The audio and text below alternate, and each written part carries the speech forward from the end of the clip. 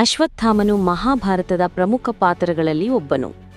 ದ್ರೋಣಾಚಾರ್ಯ ಮತ್ತು ಕೃಷ್ಣ ಎಂಬ ಮಹಿಳೆಯ ಮಗನಾಗಿದ್ದ ಅಶ್ವತ್ಥಾಮನು ಚಿರಂಜೀವಿಗಳಲ್ಲಿ ಒಬ್ಬನಾಗಿ ಪರಿಗಣಿಸಲ್ಪಟ್ಟಿದ್ದಾನೆ. ಅವನು ಕೌರವ ಸೇನೆಗೆ ಮುಖ್ಯ ಸೇನಾಪತಿಯಾಗಿ ಕೆಲಸ ಮಾಡಿದನು. ಶಿವನ ಅನುಗ್ರಹದಿಂದ ಅವನಿಗೆ ಶಕ್ತಿಶಾಲಿ ಅಸ್ತ್ರಗಳಿಗೂ ನಿರಂತರ ಜೀವಿತಕ್ಕೂ ವರ ದೊರೆತಿತ್ತು. ಅಶ್ವತ್ಥಾಮನು ಮಹಾಯೋಧ, ಶಕ್ತಿಶಾಲಿ ಯೋಧ ಮತ್ತು ತಂತ್ರಜ್ಞನಾಗಿದ್ದ.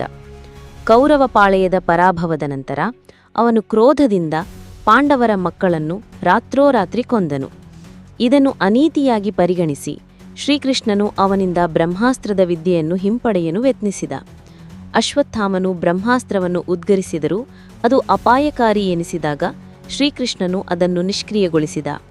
ಅವನು ಶಾಪದಿಂದ ಶಾಶ್ವತವಾಗಿ ಬದುಕುಳಿದರೂ ನರಕದಂಥ ಅನುಭವಗಳನ್ನು ಭೋಗಿಸುವಂತೆ ಶಪಿಸಲ್ಪಟ್ಟ.